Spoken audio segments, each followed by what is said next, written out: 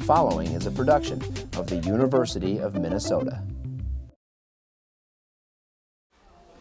Hello everyone, let's get started with our second half.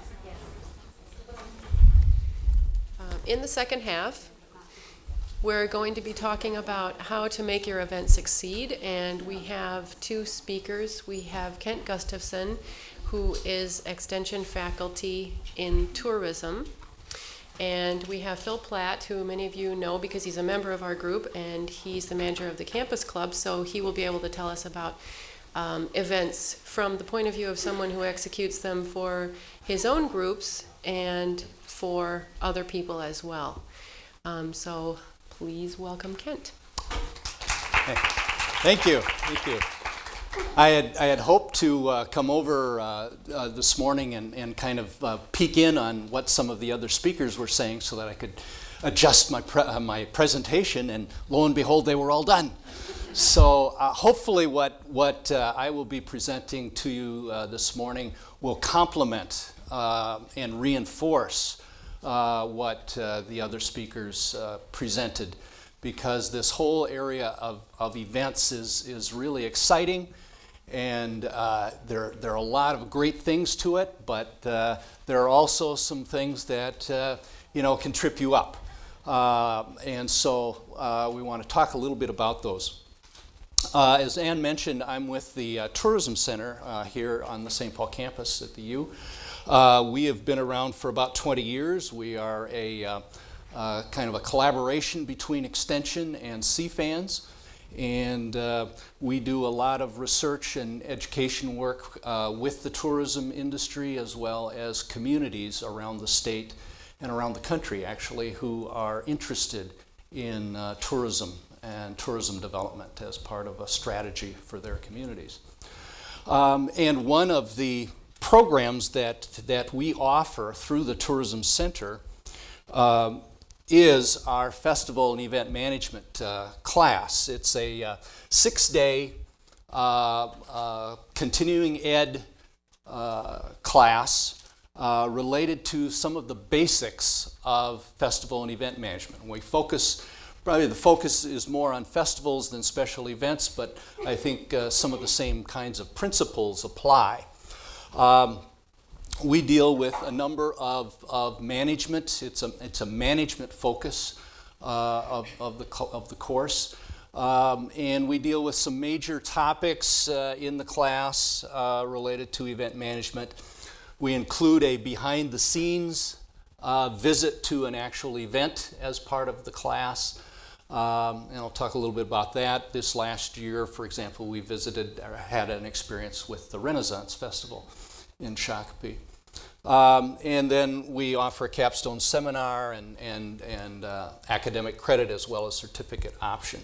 So we do that each fall, and we're also have an online version of that class. We often work with a lot of event and festival managers and organizers who talk to us about what they consider the stages of event planning. And I don't know, as you develop your events, if you have experienced these or not, but I certainly have as I've organized events. The first stage is, kind of sitting back saying, this is kind of fun. We have a lot of students and a lot of people coming into the class who are from the private sector, corporate sector, who come to us and, when we ask them, why did you come to this class? Why did you enroll in it? And they say, a lot of them say now, I was sitting at my desk and the boss came by and he said, that annual golf tournament we have every year, guess what? You're organizing it next year. And so they go, But, when you think about event planning, it's kind of fun. You kind of sit around and talk about, what a great thing this is, because we get to help people have fun.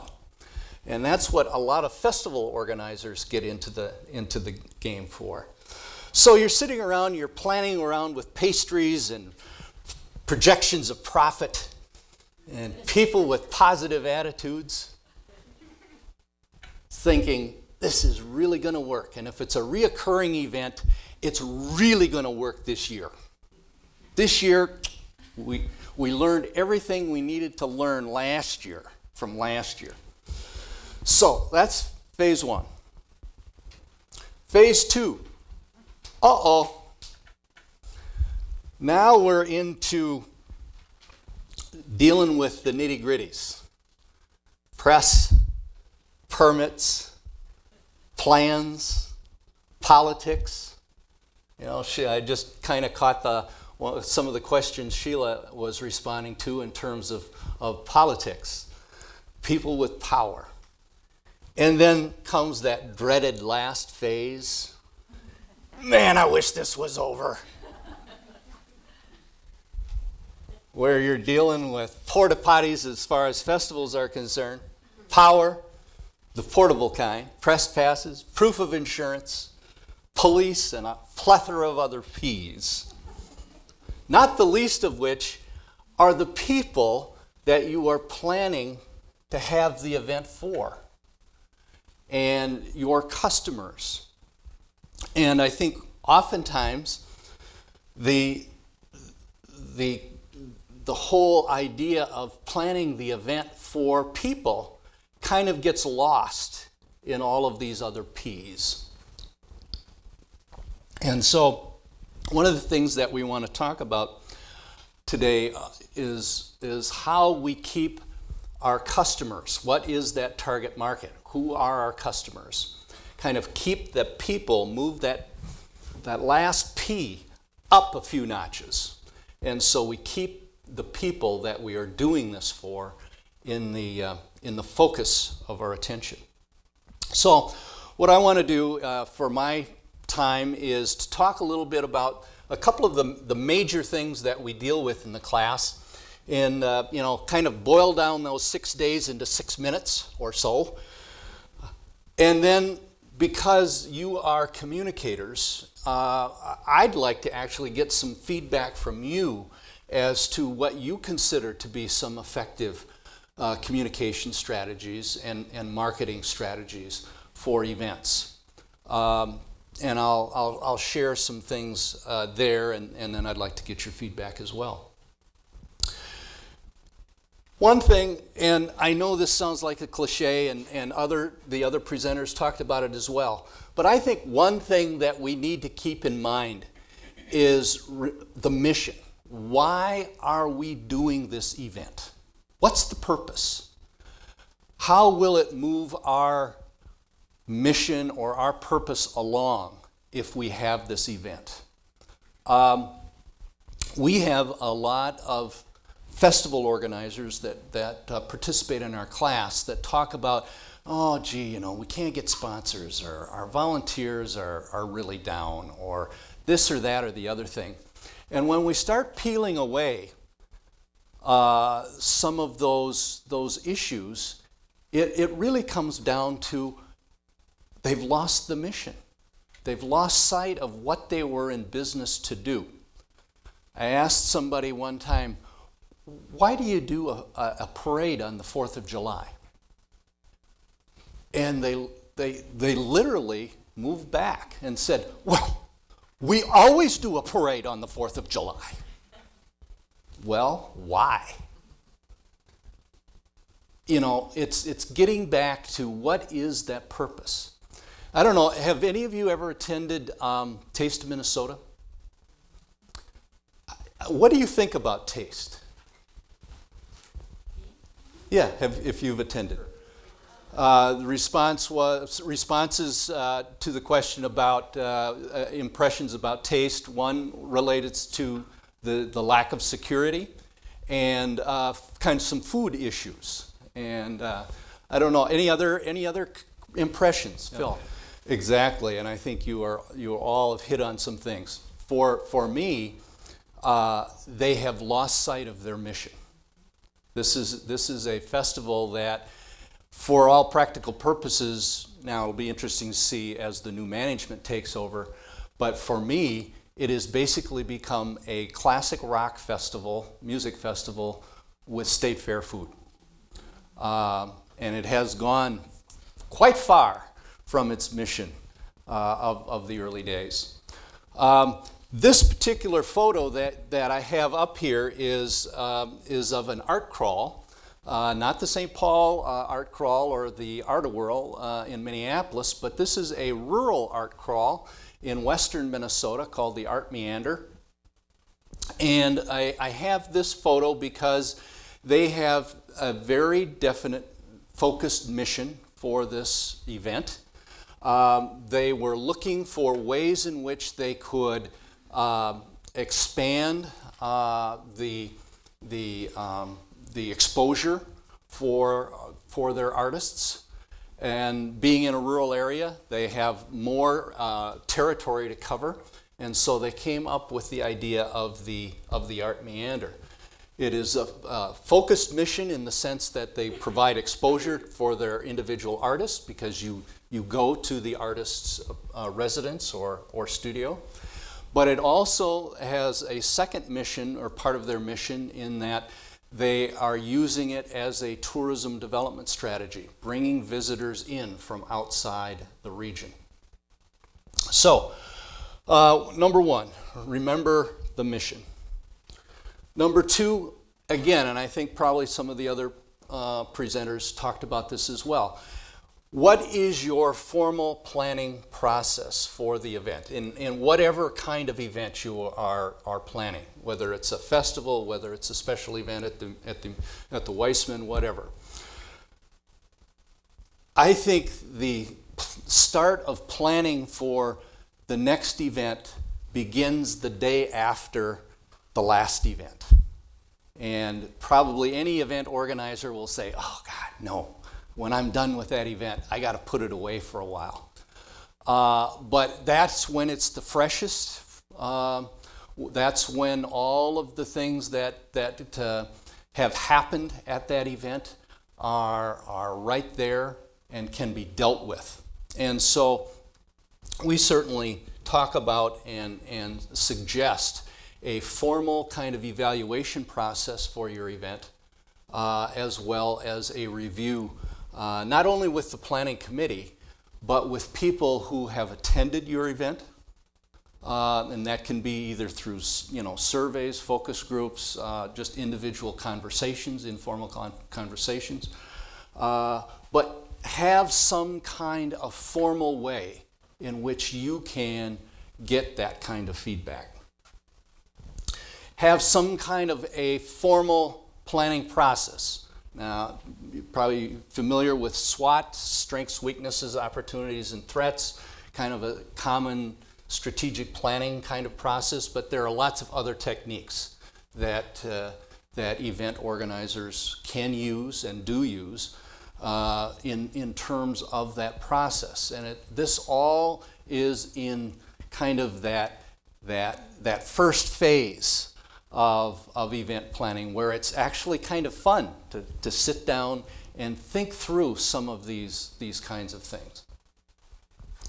And also now there is all kinds of event planning software available to help you through each of the steps that you are going to be looking at, whether it's financial planning or logistics, sponsorship, whatever aspect of the event that you are going to be looking at. Have any of you used event planning software of any kind? Okay, there's a lot of it out there, and some very specialized for special events. If you are a wedding planner, for example, or getting into planning family reunions or things of that nature, there's specialized event planning software just for that purpose. And then documentation. We deal with this a lot with small festivals where every year it's a new event. The event itself may have been happening for 70 years, but every year it's a new event because there's no documentation. There are no records of who did what last year. How much did this cost us? How many volunteers did we have?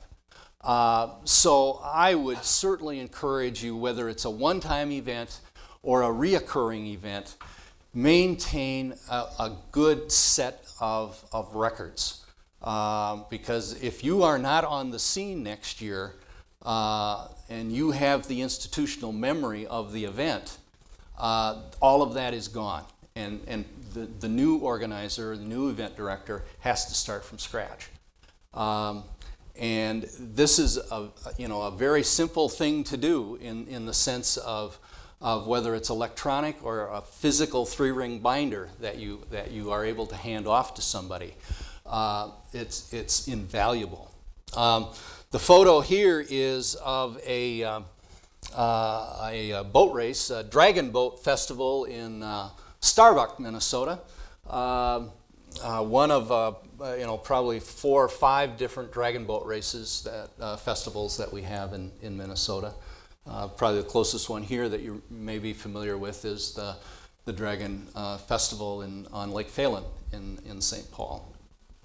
But here again, this festival has been very successful over the last 5 years or so in terms of that planning process, how people go about organizing and evaluating that event. All kinds of operational kinds of checklists, depending upon what kind of event that you have.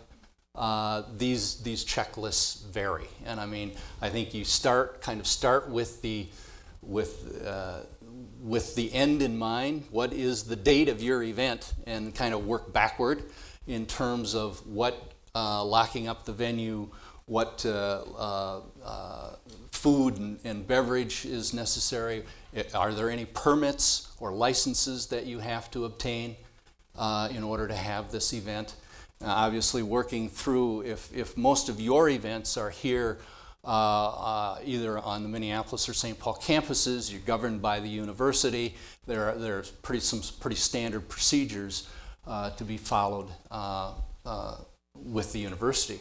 But if you're having an event off campus or at a different venue, there's another whole set of requirements and things that you have to look at. Volunteerism. I don't know about your events. Certainly the festivals, the community festivals that we work primarily with, live or die by the quality and quantity of their volunteers. And by and large, festivals have not taken this aspect of their event very seriously over the years. They've been just trying to, get, quite frankly, the bodies, living, breathing bodies to help out with the event. And I think we all know that when it comes crunch time, we're hoping to get all of the help that we can possibly get.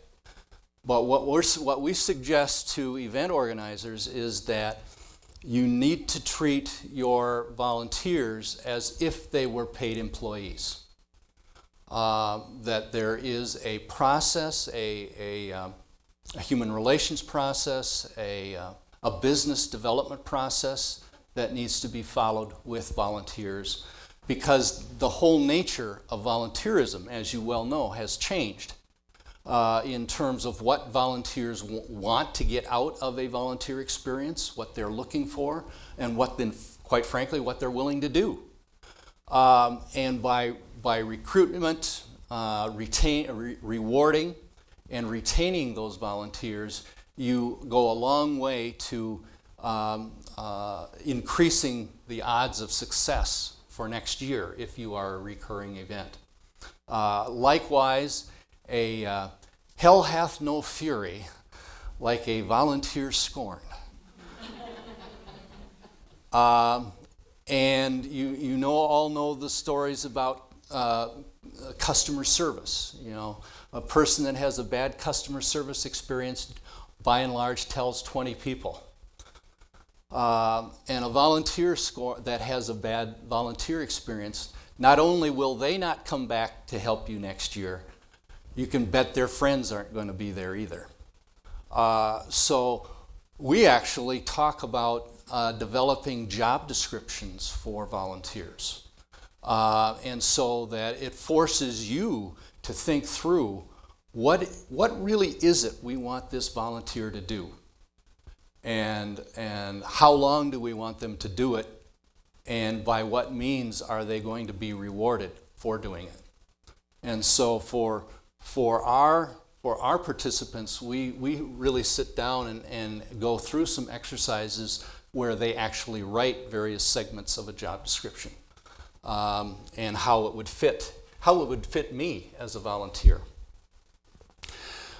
Because there are a lot of things that I volunteer for that, personally, I evaluate. When I put on the Cinco de Mayo T-shirt, for example, I represent that event. I may only be working at the salsa tasting booth, which is my favorite. But as I walk around the event, I am Cinco de Mayo. And so it just pays you as the event organizer to take some time and work with your volunteers so that they understand what you are attempting to do. Elements of style. Kind of what is the vibe of your event? What are you trying to do with it? And all of the different things that you have as part of your event, do they then reflect, again, going back to your mission, and the purpose, and does the vibe help set the tone, help set the scene for your mission and your event? As I mentioned, we did our behind the scenes activity this year at the Renaissance Festival. So we had an opportunity to not only to participate in the event as volunteers, but then to critique the event. And several of the criteria that we use to critique it are these. And basically then we set up some measure of being able to say, what was it about our experience that day that was good, bad, indifferent? What did they do effectively? What were some things that they could use some help on? For example, I think, if you've been to the Renaissance or know anything about the Renaissance, you can make your own, draw your own conclusions about authenticity. But there are some characters there that are really in character, and they live that character. Not only for the run of the Renaissance Festival, they live it pretty much the year round. Certainly a celebratory atmosphere, a lot of ritual. We thought the hands-on education was lacking quite a bit, and the shopping experiences were mediocre at best. But certainly entertainment-wise, sensory stimulation-wise, lots of things going on at the Renaissance. And so then, as an event organizer, think about your event. Kind of what is the vibe? What is the tone that you want to set for your event? What are the things that you are going to do as part of your event that, again, help to complete the circle of the elements of style? By watch your step, what I mean by that is risk. How much risk do you have in your event? And I would say that for most any event that I can think of, whether it's a community festival, whether it's a private sector, corporate reception, public-private, there is an element of risk that you as an event organizer are going to be responsible for taking a look at.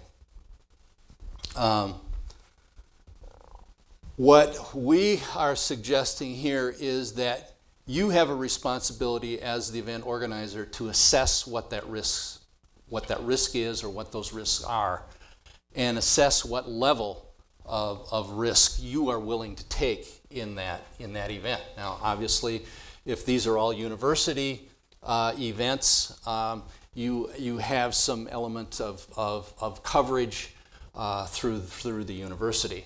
But again, anytime you are doing something off campus or out in the community, you are taking on a level of risk.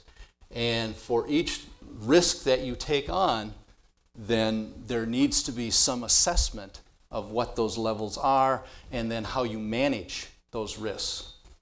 And I'm here to tell you that if alcohol is part of your event, you are taking on a huge risk.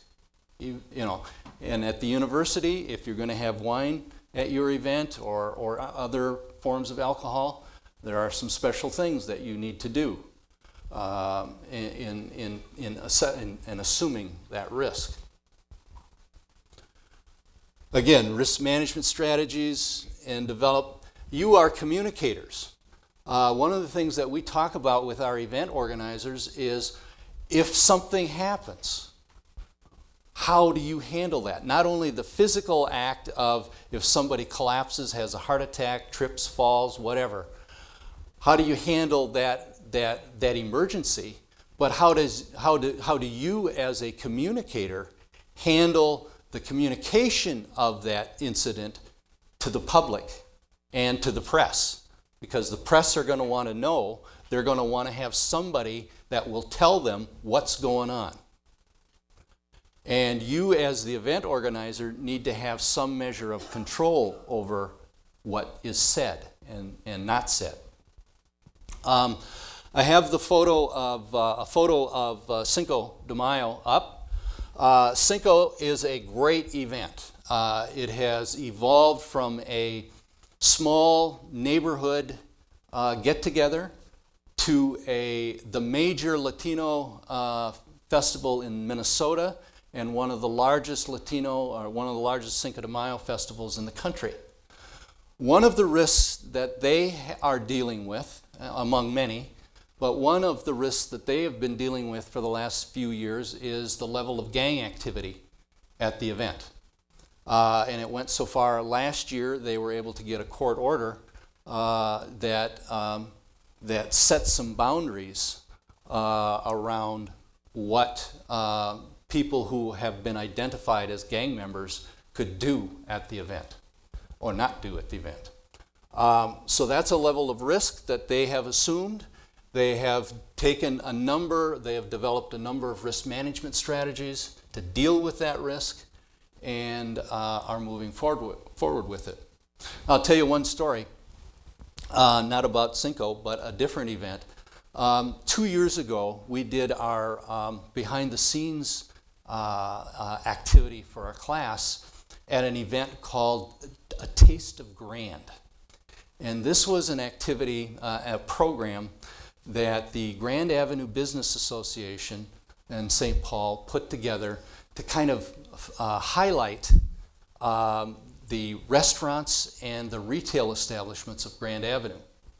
And it was developed as a kind of a hip, contemporary evening held over here at Macalester College. And so they had a lot of things, a lot of food, a lot of entertainment. They did a fashion show, a runway fashion show as part of this event. So I need to kind of set the scene here. The event was, the venue was a large meeting room at Macalester, and the entrance for participants was at the back of the room and towards the front. Towards the front they had the stage set up with the runway for the fashion show. And around the back of the room they had high tables so that you could have your food and beverage and stand around and chat. And around to the side they had small tables for sitting and chairs. And then they had the stage with chairs around the stage. So the back of the stage, they had cloth draped, so to kind of wall off the back of the house. And Then along the sides of the stage, as part of the elements of style they were setting, they had this kind of filmy, gauzy stuff, material.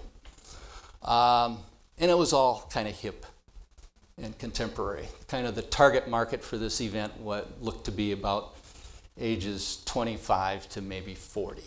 Okay, so it's, the event is progressing. The runway models do their thing, the entertainers do their thing. One of the entertainers was a juggler. So the juggler comes out and starts doing his thing, he's doing his juggling.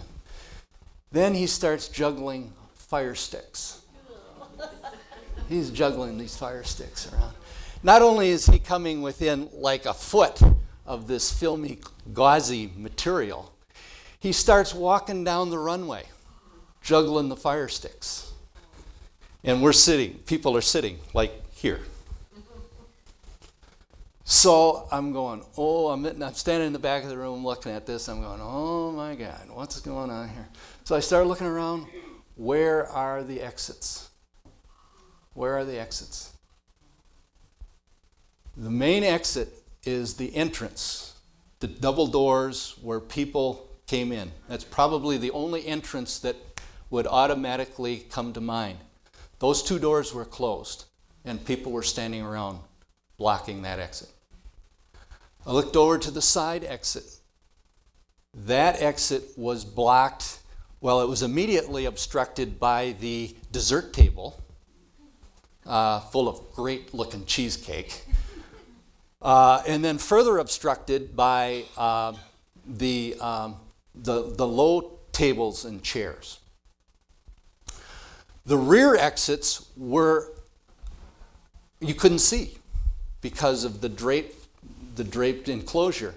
And even if you could see them, you couldn't get to them because it was the back of the house. And all of the stuff that was used for entertainers and the fashion show were stored back there.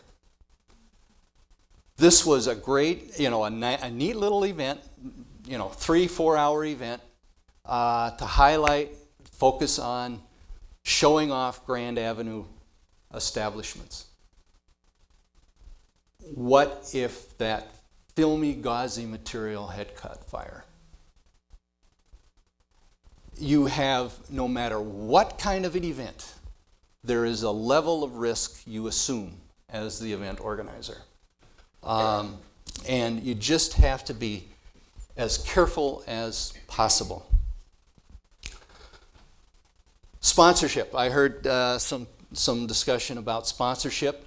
And I guess the thing I want to mention there is the difference between sponsorship and donations. Sponsorship is different from donations. Sponsorship is not donations. If you go and say, could you please donate $25 to our event? Fine. It's it's fine. But a sponsorship connotes a business relationship with somebody. You are getting something from somebody, but you are giving them something as well. And sponsorships develop through a business relationship that you develop with somebody. And so certainly in terms of our community festivals, with the decline of funding from cities, municipalities, more and more dependent upon sponsorship. You need to be able to match your event assets with the interests of your potential sponsor. And again, going back to what is your purpose of the event? What's the mission? How does that purpose of your event match with a potential sponsor or donor? That needs to be thought through. And then there is a whole process that you need to talk through and develop as you work with sponsors. Finally, marketing and branding the event. This is a photo of an event actually that we did as the tourism center. And I apologize to Phil, this was not held at the campus club, but this was held at East Cliff. And our Target market for our event were stakeholders and past and potential donors to the tourism center. The people in the slide, in the photo, Ingrid Schneider is on the right here. She's our tourism center director. Next to her is John Edmond, who is the director of the state tourism agency, Explore Minnesota Tourism. And at the podium is Doug Killian, who is marketing director for the Mall of America. And so we did this event at East Cliff to focus on our stakeholders and our donors, and to thank them for their support, as well as to unveil a new video that we co-produced with TPT Television.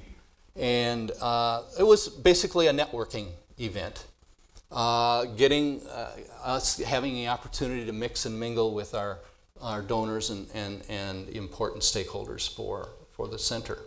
So that was the target market. We did the event via mostly electronic email, and as well as some special RSVPs or invites.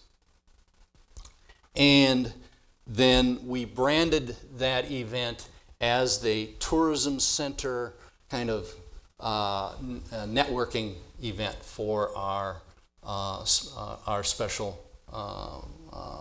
stakeholders. So this was an event that we did, and East Cliff is a great venue for having receptions and events like that. So when we're dealing with our festivals are using a variety of marketing strategies for their events. Most festivals still rely heavily on print media, and I brought just some examples, brochures, even just very cheap, printed on 8.5 by 11 paper, little more sophisticated directories. This from the Uptown Art Fair. Again, newspaper inserts, Holodazzle, 2009. Posters. This is from Oktoberfest in St. Paul. And then very sophisticated. This is the 2009 artist directory from Art-A-Whirl, almost 100 pages, detailing all of the artists in the show. So most of our festivals are still print-based with radio sponsorship. Most of the radio advertising with festivals is done on a trade-out basis. They don't provide cash. The radio stations don't provide cash, but they provide time as sponsorship.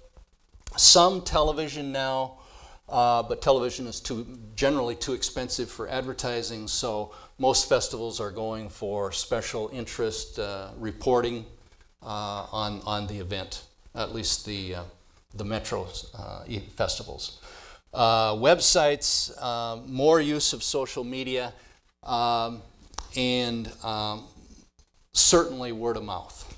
And as we have looked at some of that, this is research that we did on St. Paul festivals a couple of years ago now, 3 years ago, where we asked the question of participants at these events, where did you find out? How did you find out about this festival, this event?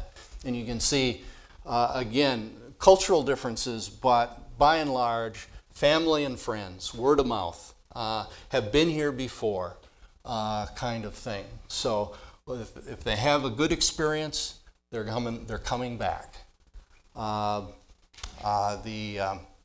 Flint Hills Children Festival is a little different, I think, in the sense that the newspapers are a major sponsor of that event. So things differ, but this was kind of before the real use of social media, and we're now beginning to see some of the social media move into the forefront, particularly YouTube and Facebook.